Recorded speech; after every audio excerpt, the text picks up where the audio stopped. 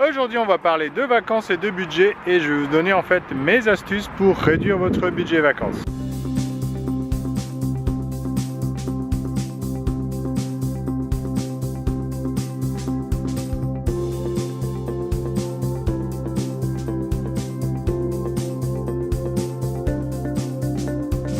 Salut, c'est Pascal. Qu'aujourd'hui, dans cette vidéo, je vais vous parler de budget vacances et surtout, je vais vous expliquer en fait quelles sont mes astuces, tout simplement pour réduire le budget. Alors, quel est l'intérêt de réduire le budget? Un budget plus petit, ça permet par exemple de voyager plus longtemps, ça permet de faire des sorties plus sympas et ça permet aussi de partir plus souvent en vacances, puisque si vos vacances coûtent moins cher, vous pouvez partir plus souvent dans l'année pour le même budget.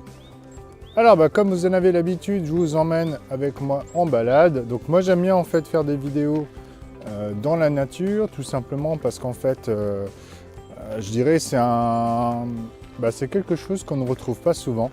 Je pense qu'il y a beaucoup de youtubeurs aujourd'hui qui font des vidéos dans des studios, en ville par exemple. Et finalement il y en a très peu, je pense, qui font ça dans la nature.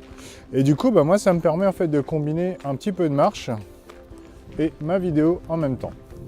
Voilà, donc si on veut réduire le budget vacances, en fait, qu'est-ce qu'on peut faire? Évidemment, va falloir agir sur l'ensemble des éléments du budget vacances, c'est-à-dire principalement, ça va être le transport, ça va être le logement et ça va être les déplacements. Déplacements pendant les vacances et puis les visites aussi, pardon.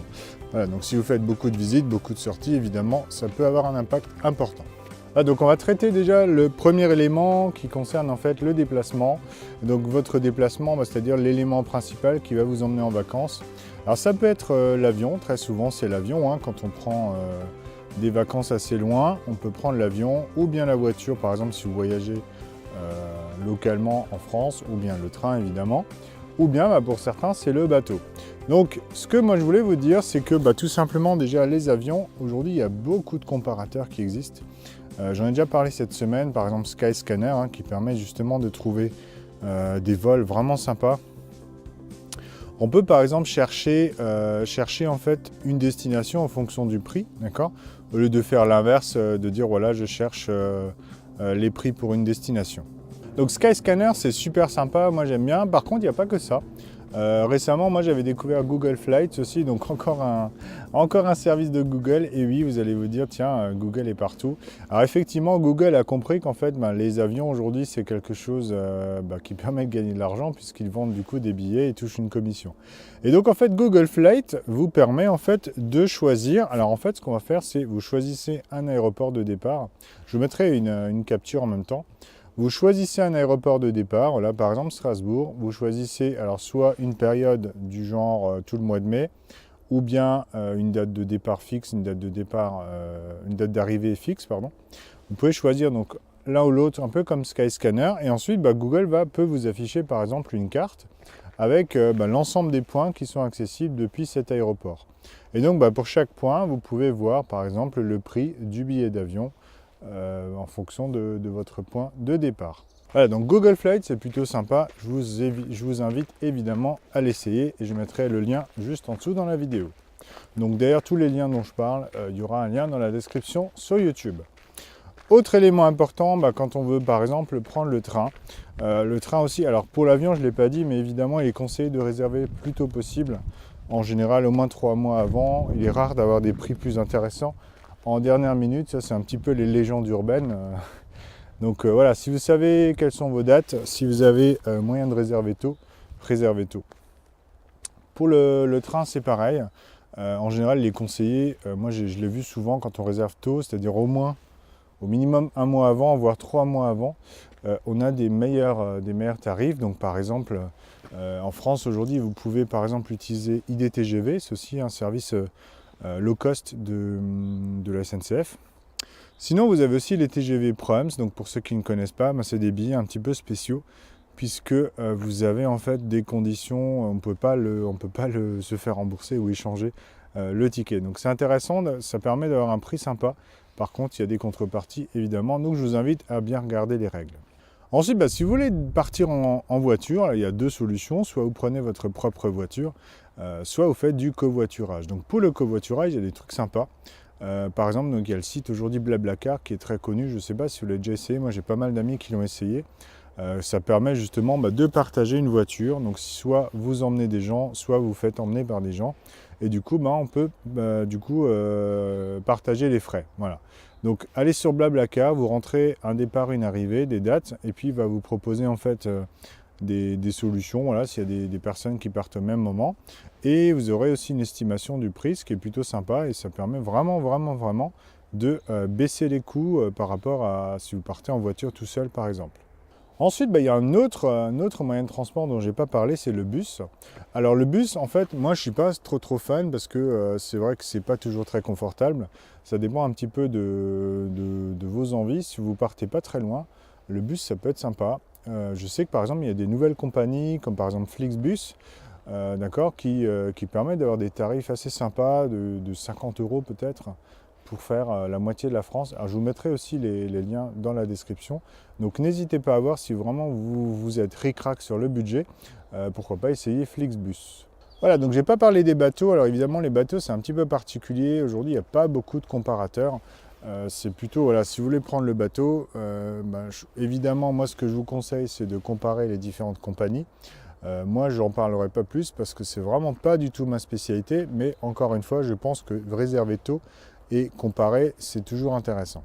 Ensuite, dans la deuxième partie, je voulais vous parler du coup cette fois-ci de logement. Alors le logement, en fait, c'est super important en vacances parce que c'est quasiment la première dépense dans le budget vacances. Donc ça va souvent c'est plus de 50% du budget.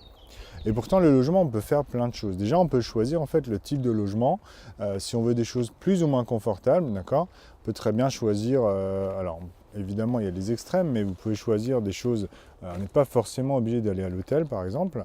Donc, quels sont les logements que vous pouvez utiliser? On peut commencer déjà par tout le couchsurfing, par exemple. Donc, ça, c'est une solution. C'est-à-dire, en fait, l'idée, c'est de partager le canapé de quelqu'un. Donc vous allez sur le site couchsurfing.com, je crois, et on peut regarder des avis. Et du coup, voilà, il y a des gens qui proposent d'héberger gratuitement, voilà, pour une nuit ou deux, sur un canapé ou dans une chambre.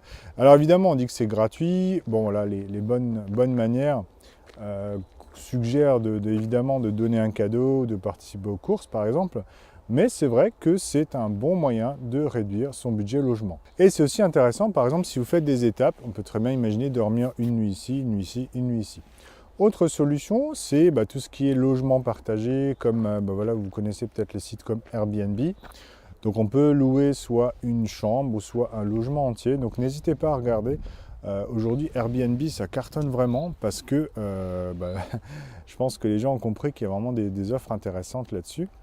Donc voilà, Airbnb c'est le plus connu, il y en a d'autres évidemment, donc si ça vous intéresse, bon pourquoi pas regarder. Moi je sais qu'il y a aussi un truc intéressant, c'est par exemple dans les petites annonces du genre Le Bon Coin, on trouve aussi pas mal d'offres de location, ou bien même sur Booking. Alors Booking est très connu pour les hôtels, mais on peut aussi trouver des logements du type appartement par exemple. Donc voilà, on a vu Couchsurfing, on a vu le partage d'appartements. Évidemment, on peut aller plus loin, c'est-à-dire prendre un appartement entier. Et donc là, vous avez tout ce qui est gîte. Bon, bien sûr, ça monte un petit peu en gamme. Pour trouver un truc sympa, moi, ce que je vous conseille, c'est d'aller sur Booking. C'est vraiment ce que moi, je fais. Booking, on trouve des hôtels, mais pas que, puisqu'aujourd'hui, on a des gîtes, on a des campings, on a vraiment plein de choses. Ils se sont vraiment beaucoup diversifiés. Et du coup, Booking, ce qui est intéressant, c'est que vous avez les avis clients, les avis utilisateurs. Donc voilà, les gîtes, les maisons, c'est pas mal. Et après, évidemment, quand vous voulez réduire le prix à l'extrême, ce qui est possible de faire, c'est par exemple de passer par une auberge de jeunesse. Et là aussi, sur Booking, vous pouvez cocher auberge de jeunesse pour avoir du coup un logement dans un dortoir, par exemple. Donc ça, c'est intéressant, voilà, si vous êtes un peu plus jeune. Quand vous avez des enfants, c'est moins intéressant, puisque il ne faut pas que les enfants réveillent les autres. Mais encore une fois, moi, ce que je vous conseille, si vous êtes en famille, les maisons de vacances, les logements du type Airbnb, c'est vraiment intéressant. Voilà, donc on a parlé pas mal de logements. Maintenant, en fait, il y a encore un truc à faire, c'est effectivement, une fois qu'on est sur place, comment est-ce qu'on se déplace? Parce qu'il y a beaucoup de gens qui se disent, ouais, moi je prends ma voiture pour aller en vacances parce que sur place, j'ai besoin d'une voiture. Alors ça, c'est pas forcément le raisonnement le plus logique aujourd'hui, puisqu'on peut très bien partir en train, par exemple, et voir sur place, louer une voiture sur place. Et donc pour vous convaincre de ça, je voulais vous parler aussi d'un site qui s'appelle Rome to Rio. Donc je vous mettrai le lien en dessous. C'est un site qui permet de calculer l'itinéraire de point à point. Donc vraiment, vous partez de chez vous jusqu'à la destination. Il va vous calculer l'itinéraire en comparant les différents moyens de transport. Donc il va comparer le bus, l'avion, le train, etc. Pour vous rendre compte en fait que la voiture, c'est pas toujours le plus économique. Évidemment, c'est confortable, mais c'est pas le plus économique. Aujourd'hui, en France, par exemple, on a quand même un réseau de TGV qui est super bien fourni, qui permet de traverser la France, par exemple, en 3-4 heures, alors qu'en voiture, vous auriez facilement 10 heures de route. Donc pensez-y, moi je conseille vraiment. Je pense même que moi-même cet été, je partirai probablement en TGV. Je pense, voilà, c'est 3-4 heures de TGV, on s'installe, on peut bouquiner, regarder un film ou bien dormir, alors qu'en voiture, c'est vraiment beaucoup plus stressant. Et donc, une fois qu'on est sur place, qu'est-ce qu'on peut faire? Évidemment, on peut louer une voiture. Comme je l'ai déjà dit dans les vidéos précédentes, ce qui est aussi possible de faire, c'est louer une voiture, par exemple, une partie de vos vacances. Donc, si vous planifiez un petit peu vos itinéraires. Pour trouver une voiture de location, évidemment, utilisez des comparateurs comme Liligo, j'en ai déjà parlé hier ou avant-hier. Après, l'autre solution, c'est d'utiliser les transports en commun. Donc, si vous êtes en ville, au centre-ville, il n'y a pas de souci, vous pouvez utiliser les transports en commun et surtout les bus.